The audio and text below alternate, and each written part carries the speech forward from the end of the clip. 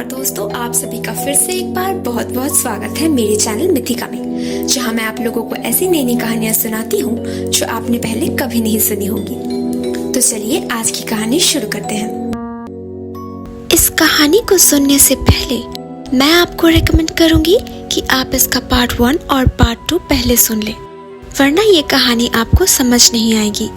Link मैंने description box में डाल दिया है। बुद्धा द्वारा पराजित होने के बाद 500 सालों तक सुन वुकोंग उस 5 तत्वों द्वारा निर्मित पर्वत के नीचे इंतजार करता रहा। इस समय उसे वक्त मिला उसके पुराने दिनों के बारे में सोचने का, और उसकी हरकतों के नतीजों के बारे में याद करके उसे पश्चाताप हुआ। करुणा की देवी ग्वान यीन को वुकोंग पर तरस आया और वो उससे मिलकर बोली, तुम्हारी मुक्ति का समय आ चुका है। बहुत जल्द तुम जुआनजांग नाम के एक साधु से मिलने वाले हो, वही तुम्हारी मुक्ति का कारण बनेगा। तांग साम्राज्य के दौरान एम्परर तांग को एक सपना आया, जहां उन्होंने नर्क में सजा काटते हुए आत्माओं को देखा और उनकी पीड़ा देखकर वो बहुत दुखी हुए। नींद खुलने के बाद एम्परर ने तय किया कि सारी प्रजाओं के लिए वो मुक्ति और मोक्ष का मार्ग ढूंढेंगे, ताकि उनके प्रजाओं को नर्क में सजा भोगना ना पड़े। उन्होंने तय किया कि वो एक संत को इस काम के लिए चुनेंगे और उसे भारत देश के पश्चिमी भाग पर जाकर बुद्धा के पवित्र वाणी ढूंढ कर लाने का कार्य सौंपेंगे। कहावत थी कि इन्हीं पवित्र वाणियों द्वारा बुद्धा ने बताया है कि कैसे पाप का प्रायश्चित करके मुक्ति और अंत में मोक्ष की प्राप्ति की जा सकती है।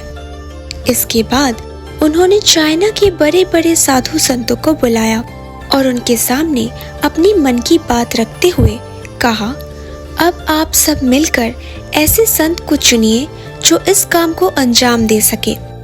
उन्होंने जुआनजांग नाम के एक संत को चुना, जो अपने निष्ठा, पवित्रता और बुद्धा के मार्ग पर चलने के लिए जाने जाते थे। जब इस काम के लिए जुआनजांग को चुना गया तो बुद्धा ने ग्वान यीन से कहा कि कार्य में सफल होने के लिए उन्हें जुआनजांग की मदद करनी होगी। ग्वान यीन को पता था भारत देश के पश्चिमी भाग तक पहुंचने के लिए जुआनजांग को बहुत सी कठिनाइयों का सामना करना पड़ेगा, और इसीलिए उन्हें किसी ऐसे शक्तिशाली सत्ता की जरूरत है जो उनकी रक्षा कर सके। चाइना के पूर्वी भाग पर जाकर ग्वान यीन वहां के एम्परर को उनके सपनों में ये आदेश देते हैं कि वो जुआनजांग की इस काम में मदद करें, जिसके बाद एम्परर उन्हें एक सुनहरा चोगा और एक लाठी देते हैं, जिसमें उन्हें रक्षा करने वाले दैविक शक्तियां थी। इसके बाद एम्परर से आशीर्वाद लेकर वो सफर पर निकल पड़ते हैं। रास्ते में उन्हें भयानक रेगिस्तान, दुर्गम पर्वत और घने जंगलों का सामना करना पड़ता है, मगर उनके कदम रुकते नहीं। उस लाठी के सहारे वो चलते जाते हैं। चलते चलते उनके कदम 5 तत्वों द्वारा निर्मित पर्वत के सामने आकर रुकते हैं, जहां सुन वुकोंग मुक्ति की आस लगाए बैठा था। देवी ग्वान यीन की मदद से जुआनजांग को वो पत्थर मिलता है जिस पर वुकोंग की मुक्ति का मंत्र लिखा हुआ था। उसे पढ़ते ही वुकोंग पर्वत के नीचे से बाहर निकलता है और जुआनजांग के प्रति अपनी वफादारी का और इस सफर में उनके साथ चलकर उनकी रक्षा करने का प्रतिज्ञा करता है। सुन वुकोंग फिर से बगावत ना कर बैठे, इस बात को सुनिश्चित करने के लिए देवी ग्वान यीन ने जुआनजांग को एक मुकुट दिया था, जिसे गोल्डन सर्कलेट के नाम से जाना जाता है, जिसे सुन वुकोंग के सिर में उन्होंने पहना दिया। अब अगर वुकोंग कभी भी बगावत करने की कोशिश करे तो एक विशेष मंत्र के उच्चारण मात्र ये मुकुट उसके सिर में कस के बैठ जाएगा और उसे दर्द पहुंचाएगा। सुन वुकोंग को जुआनजांग ने अपना शिष्य बना लिया और दोनों सफर में आगे बढ़ने लगे। इन दोनों मुसाफिरों के रास्ते में बहुत सी कठिनाइयां आई, मगर एक दूसरे का साथ ना छोड़ते हुए उन्होंने एक दूसरे की शक्ति और बुद्धि का इस्तेमाल किया और आगे बढ़ते गए। उनका पहला बड़ा चुनौती था राक्षसों का एक झुंड जो ज़ुआनज़ांग को खाने का इंतजार कर रहे थे। उन्हें लगा कि इस पवित्र संत को खाने से वो अमर हो जाएंगे।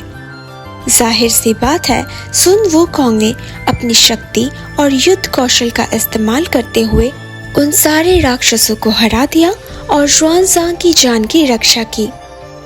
इस सफर में एक तरफ ज़ुआनज़ांग की बुद्धि और करुणा सुन वूकोंग का मार्गदर्शन करता है और दूसरी तरफ सुन वूकोंग की शक्ति और जादुई क्षमता ज़ुआनज़ांग की रक्षा करता है। उनके बीच एक दूसरे के प्रति श्रद्धा और वफादारी बढ़ती जाती है, जो कि इस लंबे सफर के लिए बहुत ही महत्वपूर्ण था, क्योंकि उनका सफर तो बस शुरू हुआ था। तो दोस्तों, कैसी लगी आप लोगों को आज की कहानी? अगर अच्छी लगी हो तो प्लीज इसे लाइक कर दीजिए। नीचे कमेंट सेक्शन में लिखकर जरूर बताइएगा कि आप लोगों को कैसा लगा, और प्लीज प्लीज प्लीज मेरे चैनल को सब्सक्राइब कर दीजिए। और हाँ, अपने दोस्तों के साथ शेयर करना बिल्कुल मत भूलना। मैं आप लोगों से मिलूंगी अगले हफ्ते एक और नई कहानी के साथ।